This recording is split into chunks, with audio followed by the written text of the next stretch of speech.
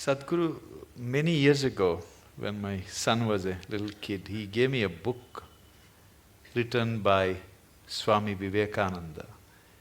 He was describing how ancient gurus could communicate with each other thousands of miles away just by thought. It's like a modern internet, how one computer can communicate with another computer in US or Europe, anywhere.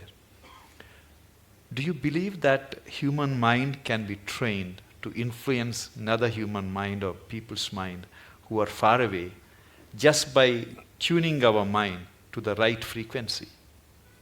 Can it be trained? Can we learn that art? You're trying to beat the cell phone companies.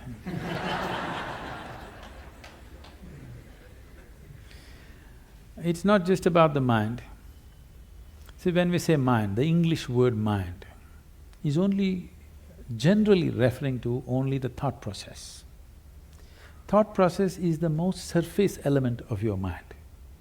I think because of European thought, we have given too much significance to the thought. In the yogic science, we do not attach any importance to what you're thinking about or feeling right now, because what can you think? Only the data that you have collected, you're recycling it. It's of no great consequence.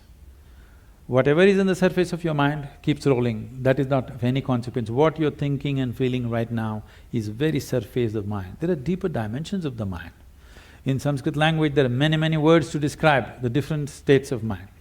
But now there is one aspect of the mind, for lack of time and stuff, I'll leave those things. There is one aspect of the mind which we refer to as chitta. Chitta is the innermost core of the mind, which is your connection with what we are referring to as consciousness. If your chitta becomes conscious, if your chitta acquires a certain level of conscious control, if you acquire, now you have access to your consciousness.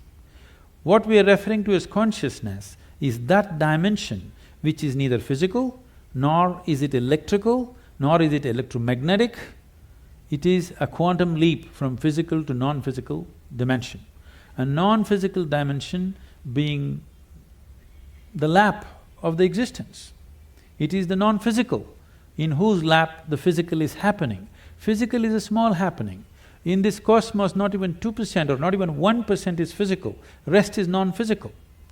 This non-physical dimension, in the yogic terminology, we use a specific sound which is connected with that dimension. Today it's all very highly distorted. We call this Shiva. That means that which is not. When we say Shiva, we are not referring to some man sitting up there.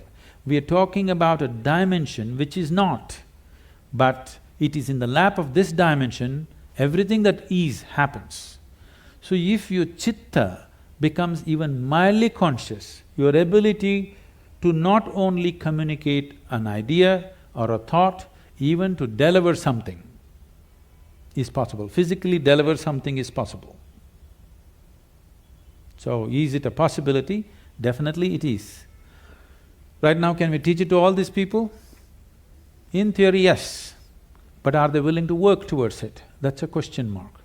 One big problem is, our education systems are such, we have glorified our thought to such a place. First, to bring that down itself will take time. To make them understand the stupidity of their thought, it will take a whole lot of time. Because everybody thinks they're smart, but actually the smartest thing about most people is their phone.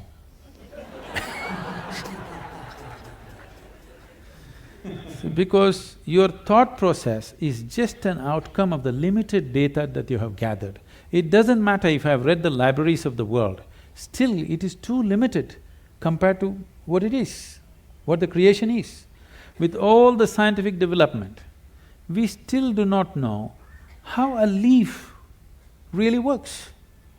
We do not know how a single atom in its entirety we do not know with all the scientific exploration. So that should be humbling enough for everybody to know that we know how to use things, but we do not know what it is. it will take a lifetime of attention to even grasp the fundamentals of what it is. So if people are willing to first of all understand, like the whims of their heart you just dismissed as dumb, okay? If they also understand the so-called smartness of their thought process and emotion is quite dumb, now it becomes easy. It becomes easy to train people that communication it's not like, now I want to generate this thought and give it to you, not like that. Things will happen to you before you think. What is best for you will simply happen to you even before you articulate in your mind. You don't have to ever think what you want to become, how you want to be. Life will just arrange itself. An intelligence beyond what you can contain in this bone box starts working for you, and it'll work. You heard of Ramanujam and others just opened a window with their Devi, and he becomes that kind of a mathematician, which is, even today after 1 century, they're still trying to figure out what he said. And the mathematical calculations that he gave is the backbone for describing the black holes in the universe.